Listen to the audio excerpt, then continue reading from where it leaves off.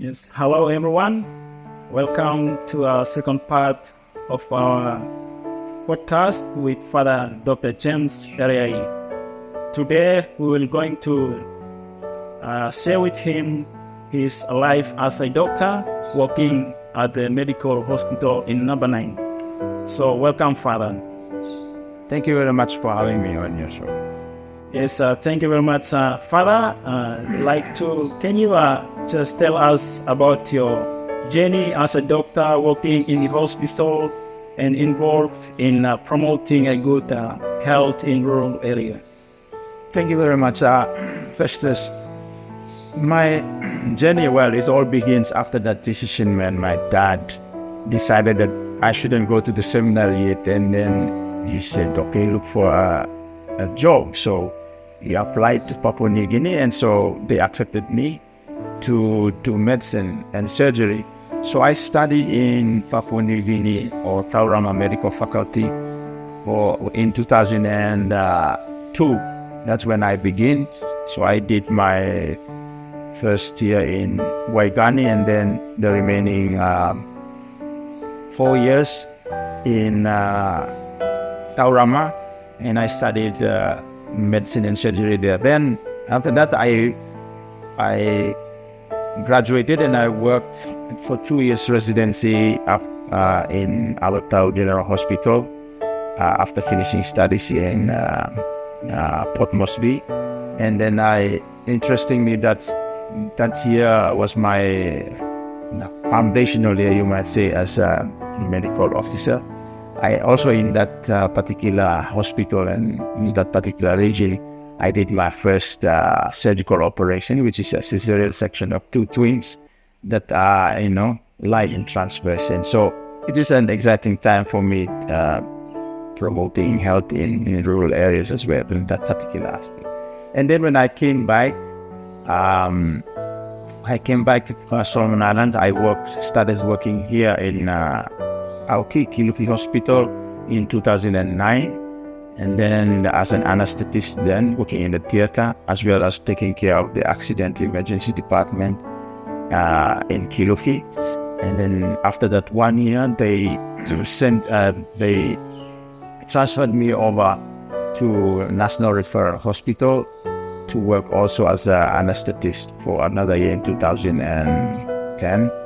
And then after that year, I was moved to work in the accident emergency in 2011, around those times, yeah. So all in all, it's roughly about 5 years you could see as an experienced in my medical field as a doctor. Yes, thank you very much, Father James. Yes, by listening to your story, you had a very good experience in the medical area. And then later you decided to become a priest. So just let us know about how did you come to discover that you want to become a priest?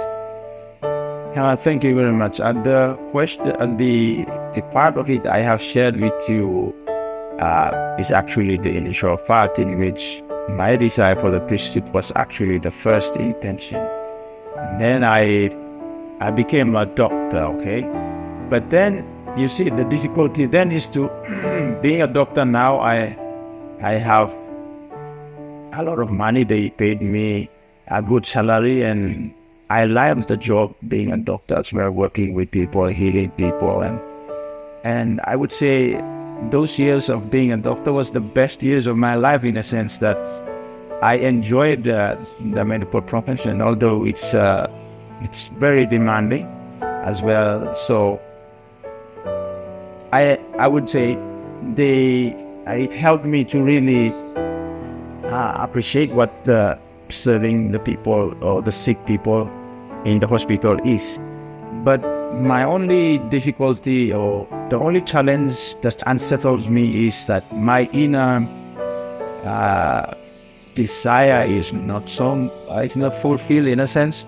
It's like I'm working, I'm enjoying this, I'm getting the money, but then it's like there's a void in me that yet to be filled. There is a space that is I'm still seeking to find fulfillment here. And I always think that space was actually the original desire that I have, and that's to be a priest. Now, it's not so easy as well to move away from the nice paid job as well as the very highly prestigious job as a doctor working and saving people. I know it's difficult in some sense, even to make that break, to pull out from the profession and then to decide to do something else. 5 years is not long for a profession. I mean, for a person to really experience what a medical life is. But anyway, I do not regret anything about that 5 years, but I eventually come to this point where I have to find this inner desire that has been in me since childhood, and that is what made me decide to make that decision in 2011 after I was working in the National Referral Hospital. One of the great reasons to why I think it pushed me onto that trajectory is that I have this one time this experience in the hospital.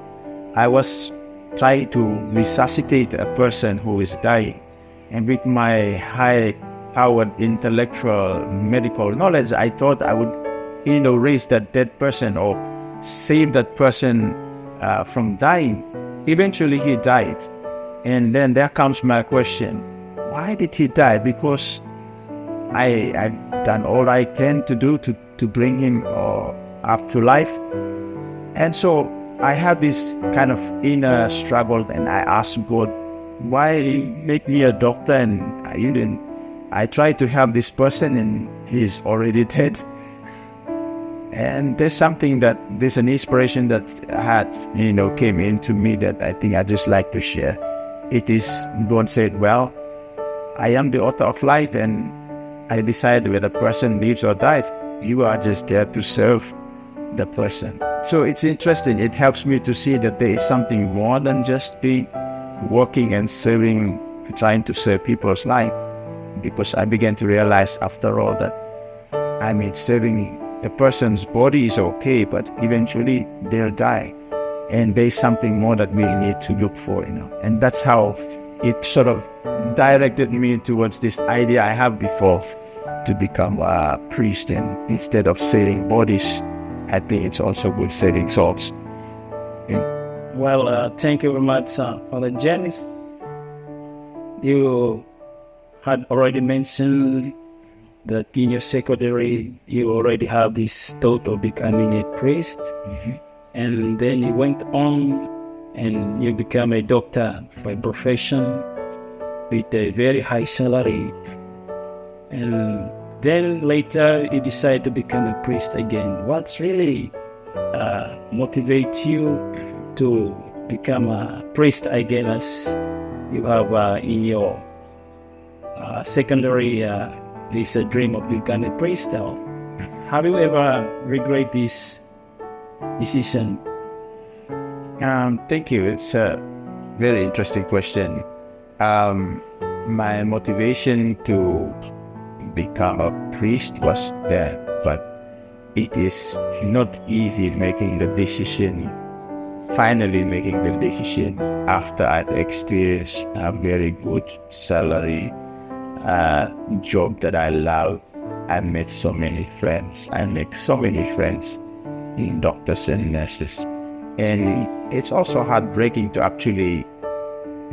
make the decision to move. But what motivates me is my inner emptiness. I have an inner emptiness in which I feel that has to be filled. And that emptiness, I think it is because my desire to be a priest. And I feel that God's calling me to something more than just being a person who heals the body.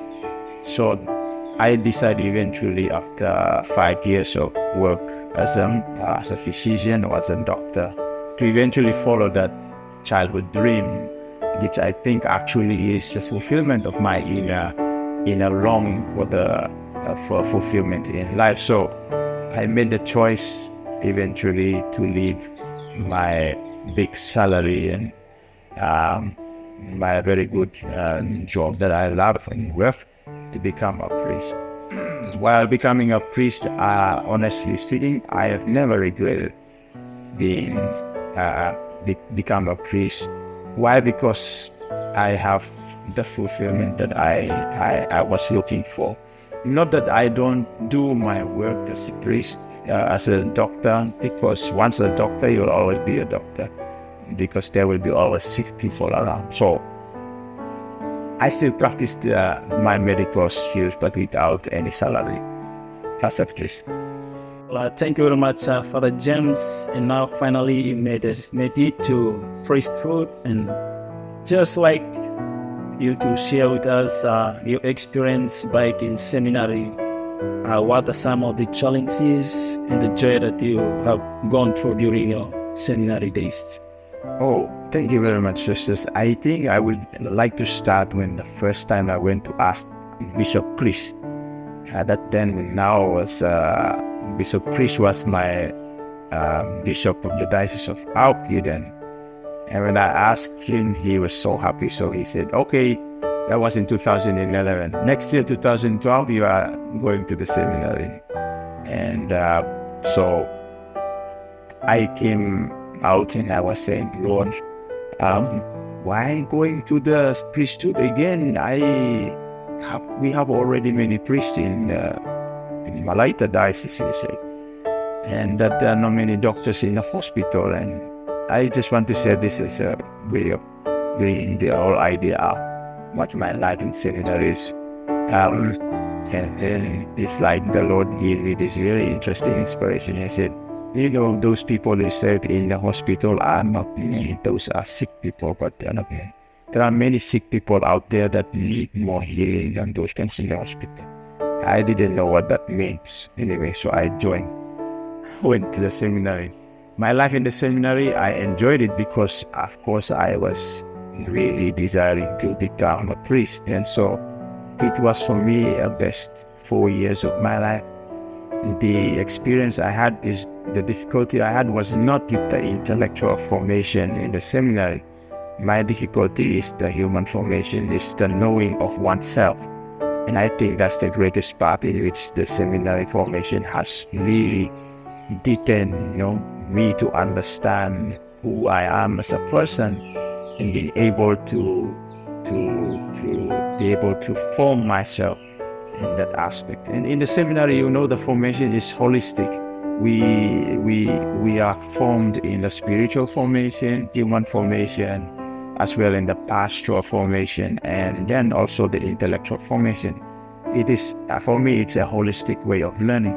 And combining on top of my medical knowledge, it is so interesting. Similarly, I think those are the best 4 years of my life.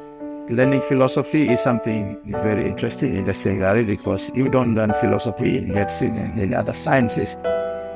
But I think that is the part that really put things together too for me, because it helps me understand the human person even more than I was when I was a doctor, because as a doctor I was just looking at it from the physical, biological aspects of the human person.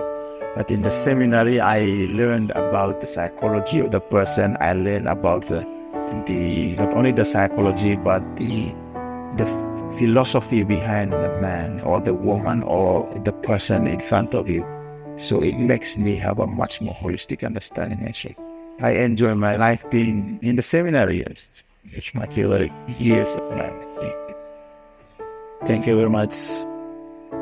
Thank you very much Father James for sharing with us your life journey from your childhood up to your medical profession, and even you make it to priesthood. I hope this will help a lot of people, especially young ones out there. It will really motivate them to become a priest if they choose to become a priest, and if God calls them to become a priest. This story of yours will really motivate them. My pleasure. And I'd like to thank all of you. Our subscriber, please do subscribe, comment, and like. Thank you.